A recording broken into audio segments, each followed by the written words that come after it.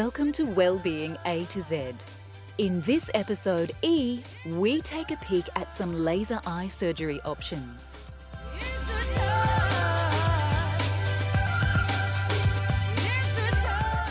We discover why eggs are exceptional for you and bust some of those myths surrounding exercise.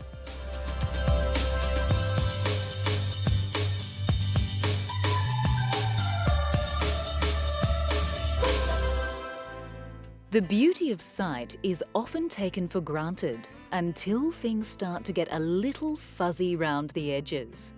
But with today's technology, many eye disorders can be easily corrected. The trick is to catch them early. Have you noticed a change in the way your eyes focus? Are you short or long-sighted? A simple trip to the optometrist will perhaps shed some light on the situation. The eye test that we are most familiar with from our school days is the letter chart test. But an optometrist will also measure the pressure of your eyes and check the backs of your eyes for age-related decline, like cataracts or macular degeneration. It's recommended to have an eye test every 2 years. Conditions like diabetes, kidney disease, and high blood pressure can alter sight swiftly. Any defect that you find, the earlier you find it, the better. By the age of 8, all problems such as lazy eyes are set. You can't actually do anything about it. Obviously, with long-sighted and short-sighted, you can sort those out later on, but if you don't catch these lazy eye defects early, then that's it. If they're having trouble seeing, they're going to have trouble reading, they're going to have trouble with their schoolwork, and they're not going to perform as well. Also, there are certain occupations where the standards of vision are quite high, and if you end up with a lazy eye and you want to be a pilot or something, you can't. But if that had been treated when you were younger, then perhaps you could. Another sign that it's time to get your eyes tested is if you notice yourself getting frequent headaches while reading or using the computer. If no refractive error is found in your eyes, then perhaps you are suffering from computer vision syndrome. The American Optometric Association suggests regular breaks and the correct placement of the monitor to avoid dry eyes, cricked necks, and headaches. If, on the other hand, a refractive error is found by your optometrist, then it's time to go shopping for some new frames or contact lenses. The optometrist will choose a lens that's just right for your eye, then the rest is up to you. Chanel or Donna Karan, anyone? In a well-balanced diet packed with vitamins and minerals, vitamin E stands for excellence in antioxidant action and age defiance. Get your vitamin E boost with a plate of fresh asparagus. White, green, purple, take your pick, it's all good. Choose bright spears and compact tips for the highest vitamin content. Vitamin E is a fat-soluble vitamin and actually needs fats present to be digested, making nuts the perfect snack.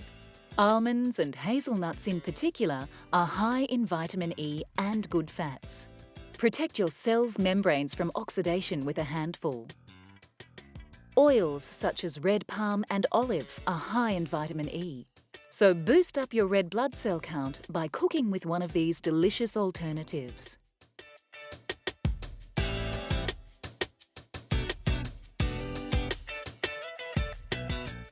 Vitamin E deficiency is extremely rare in humans. This vitamin makes an appearance in many fruits and veggies, especially the green leafy ones, like spinach.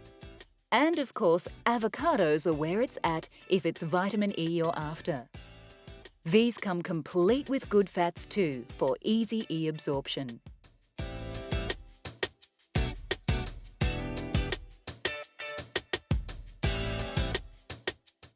Keep your eyes in condition by avoiding sugar, eating a balanced diet, and doing some simple focus exercises.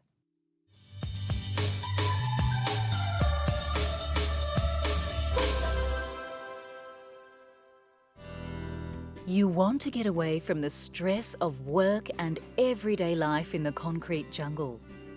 But the last thing you want is a stressful holiday in an oversized resort with yet more environment-consuming concrete everywhere you look. Imagine vacationing in a place so at ease in its surrounds that it seems to grow organically from the landscape. The oryx are so comfortable with the setup that they munch lazily along while casting an occasional eye at those interesting humans and their bouncy offspring. Welcome to your eco-escape, where you rub shoulders with nature's elite whilst leaving the lightest of carbon footprints in the desert sands. Leave the television and computer at home and the mobile switched off. This is the land of ancient delights. Falconry and camel riding are the main events of the day. Feel a sense of serenity, safe in the knowledge that your presence in this land will leave it more replenished and resource-rich than when you arrived. You won't miss the mod cons of home as you indulge your inner Matisse. See with your very own eyes the benefit of your presence to this landscape. Your tourist dollar funneled straight into the rehabilitation of this ancient land. Flourishing vegetation and plentiful wildlife, the legacy of your soul-nourishing eco-escape. The secret's out. The key to keeping a healthy, dementia-free brain well into your dotage is to give it a good education. Experts are now saying that the risk of Alzheimer's and vascular dementia can be reduced by 46% by hitting the books. Keeping the brain active builds up a reserve of cells that interact intricately with each other. The benefits of this brain cell bank stretch on way after you've completed your course. But there is a trick. You have to keep your study stress-free. Stress while studying can actually reduce your memory capacity and mislay information. So don't take on too much. Scientists agree the best form of education for building the brain must be reasonably complex, varied, frequent, and, well, interesting. But it's not only the academic side of education that has the brain firing on all cylinders. Social participation and communication in a class environment maintain healthy brain function too. Brains do not lose volumes of cells as the person gets older. The amount of cells a person has at age 25 is close to the amount they'll have at 65. The connection between cells deteriorates with lack of use. So it's important to keep up the education of your brain right through your life. You want to keep your account full at the brain bank. New neuro pathways can be created at any age. So don't let the fact that you're over 50 stop you from learning what you've only dreamed of. Always wanted to be an artist? Educating your brain in matters artistic might be the thing that keeps you living longer.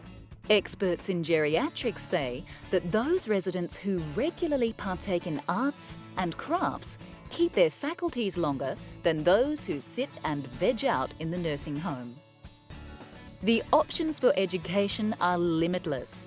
There might be a university or a college in your area that specialises in adult education. Ever fancied learning a new language? Trying out the latest dance craze? Take your pick of brain-stimulating activities. And if you can't make it to a college, experts all agree that a great way to keep your brain alive is to read, read, read. Educate or vegetate. Take the interesting option. A bona fide eco-escape leaves the wildlife, environment and culture of your holiday destination in a richer state than when you arrived.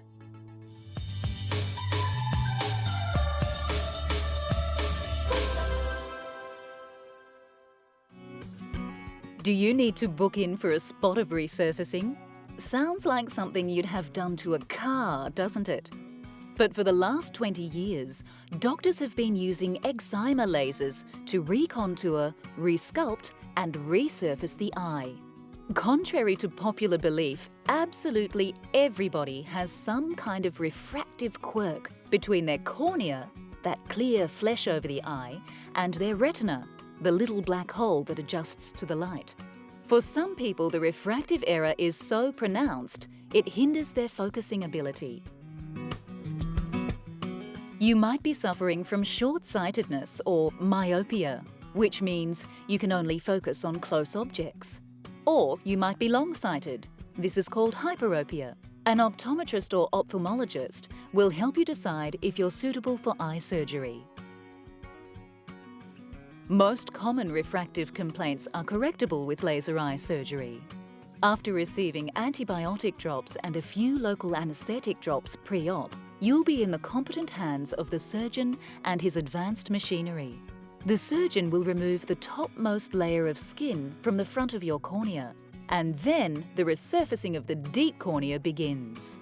The laser removes cells from the surface of the cornea until it is all smooth and appropriately shaped. It actually doesn't take very long.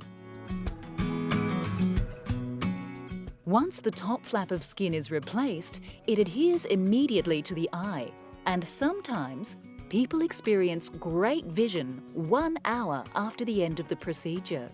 For others, it might take overnight or a few days. In most cases, the entire event is pain-free. Some people might find their eyes feel dry and gritty post-op. Be careful not to rub your eyes for 2 weeks after surgery. You don't want to dislodge the flap, and contact sport should be avoided for 3 months. But after that, it's clearly life as usual. Cholesterol is the word on everyone's lips, and eggs seem to be at the heart of the matter. Are these little morsels to be feared or revered? Let's put it to the taste test. Eggs are packed with vitamins and minerals. Vitamins A, B1, B12, E, zinc, iron, and a whole host of specialised antioxidants work together to guard against macular degeneration and other diseases. Eggs are also one of those rare foods in which vitamin D is found, helping your muscles and bones make the most of calcium intake. All these nutrients plus 10% of your daily protein needs, all for a crazy 70 calories. What a handy snack. So, what's all the fuss about? Well, eggs are essentially food for baby birds, and most babies thrive on foods rich in saturated fats. Eggs are high in cholesterol, delivering close to the daily recommended limit per yolk. However, countries like Japan and France eat lots of eggs, and neither of them have high levels of cardiovascular disease or coronary heart disease. Harvard has just completed a 20-year study on 57,000 men and women and have found that only people who eat eggs every day are at increased risk of heart disease. People who suffer diabetes type 2 especially are at a huge risk of heart disease if they eat 1 egg or more per day. The rest of us can happily eat 2 to 3 eggs per week with no added risk. Of course, you can help yourself further by preparing your eggs in a healthy manner. A low-fat scram might be better than a good old-fashioned fry-up. Any egg is a good egg, but all things in moderation.